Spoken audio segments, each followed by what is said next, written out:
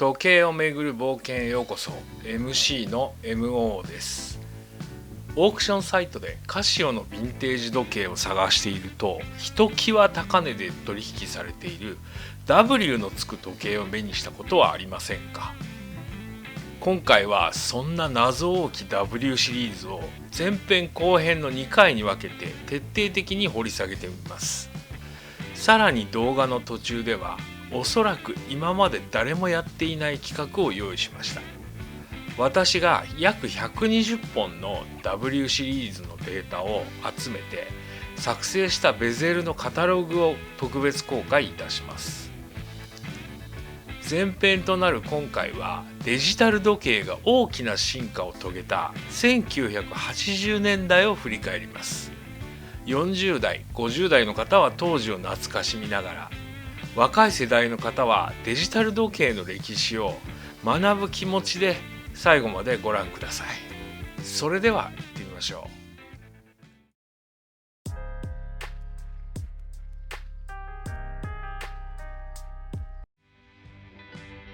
1974年にデジタル時計の開発を始めたカシオ。その後1979年から80年の頃に W という型番のシリーズが登場します。実はこの時代、日本のデジタル時計が大きな進化を遂げた転換期でもありました。では W シリーズが誕生した1980年代、日本のデジタル時計はどのように進化していったのでしょうか。ここからはその歴史をちょっと振り返ってみましょう。70年代の電卓は黒い背景に赤や緑の数字が光る LED 表示が主流でした。しかし腕時計の進化とともに消費電力が少なく見やすいシルバーの背景に黒いデジタル数字を表示する LCD 液晶へと一気に移り変わります。これがデジタル時計が一般に普及する大きなきっかけになりました。そして1980年代、デジタル時計は一気に家庭へ広がっていきます。それまで腕時計といえば時間を見るだけの道具でしたが、この頃からはアラームやストップウォッチなど多彩な機能を腕につけられるという時代がやってきたのです。各メーカーは多機能、小型、薄型化を競い合い、デジタル時計は急激に進化をしていきます。1981年頃、アラーム機能を搭載したモデルが次々と登場し、腕時計から電子音が鳴ることが当たり前の時代と変わっていきます。82年頃になるとデジタル時計はさらに進化します。腕時計でゲームが遊べるモデルや電話番号を登録できるデータバンク機能など、それまでに考えられなかった機能が次々と登場します。当時はデジタル時計イコール未来のアイテムというイメージが定着し、映画やドラマにもたびたび登場するようになります。例えばバックトゥザフューチャーやエイリアンシリーズでカシオのデジタル時計が印象的に使われたのもこの時代ならではの出来事です。そして機能だけではなくデザインにも大きな変化が訪れます。それまでの実用性重視のデザインから近未来を感じさせるサイバーなデザイン、スポーツを意識したカラフルなモデルが次々と登場し、デジタル時計は個性を楽しむアイテムへと変化していきます。1986年頃になるとデジタル時計は機能の進化の時代へと入っていきます。それまでのデジタル時計は水に弱く濡らさないように気を使うのが当たり前でした。しかしこの頃から50メートル防水や100メートル防水といった高い防水性能を備えたモデルが次々登場します。海や川などのウォータースポーツでも安心して使える腕時計へと進化していったのです。この防水技術の進化が後にウォータースポーツ向けとして人気を集めるこの W シリーズの発展へとつながっていったのでしょう。一方のカシオは多機能化をさらに加速させます。方位、気圧、高度などを計測できるセンサー搭載モデルへと発展し、後のプロトレックへつながる流れを生み出します。さらに壊れない時計という新しい価値を提案した G-SHOCK も大きなブームを巻き起こしています。こうして1980年代はデジタル時計が劇的な進化を遂げた、まさに激動の時代だったと言えるでしょう。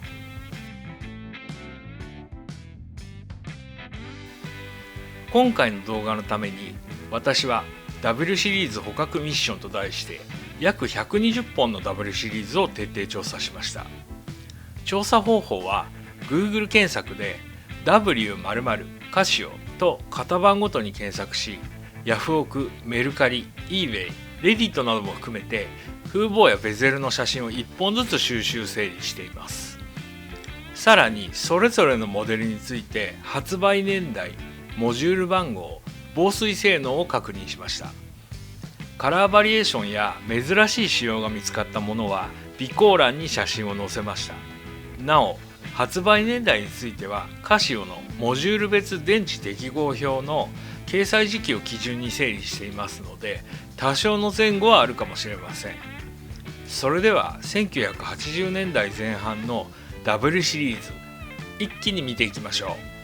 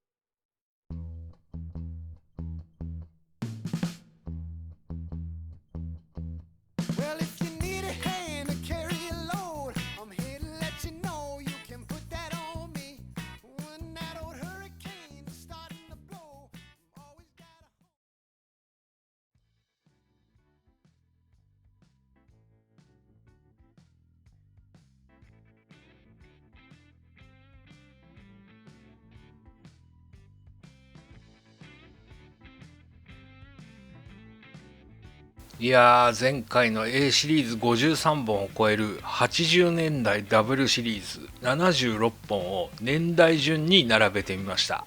いかがだったでしょうか。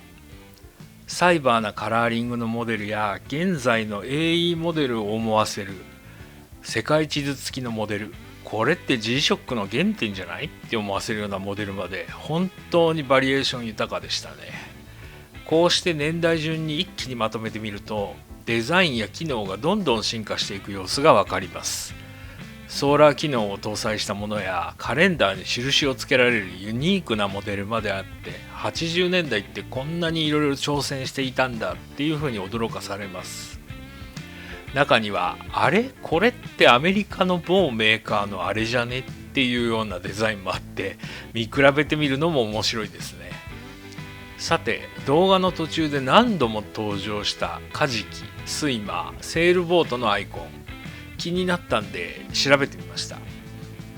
カジキ、マーリンって呼ばれてるらしいですね。高い防水性能を持つ時計。スイマーは水泳してもいいですよ。セールボートはマリンスポーツ向けを表すアイコンとして使われていたようです。その後、ウォーターレジスト 100m などの表記が一般的になるにつれて、これらのアイコンは姿を消しました。つまりカジキマークがついたモデルは限られた時代にだけ使われたデザインということになります。これが現在ヴィンテージ市場で人気が高く、高値で取引される理由なのかもしれません。そして発売から40年以上が経ち、レジンプラスチック製の時計はベゼルの劣化も避けられない時代となりました。一層メタルのカジキが価値をつけているのも納得できます。実はこのカジキマーク、完全に消えたわけではありません。まだ海外向けのカシオ、ダイバーズウォッチ MDV106 では今でもこのマーリンのアイコンを受け継ぐモデルが存在します。まだ買えるカジキ、ヴィンテージに憧れる方はそんな現行モデルを手にしてみるのも面白いかもしれません。まとめ、いやー、この資料を作るのに約2週間かかりました。 Google の画像検索だけではなくて、当時の時計店向けのカタログ公開されているサイトとかも最後に調べたんですけども、ここにですね、全然ネットに出てこないダブルシリーズ続々載ってるんですよね。これはもう終わりが見えないなと思いまして、この辺で一区切りとしました。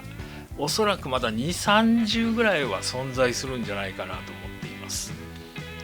でもこうして調べていくうちにすっかりダブルシリーズファンになってしまいました。この年代ですね。皆さんはビビッときたモデルってありますか？あったらぜひオークションサイトとかフリマサイトで探してみてください。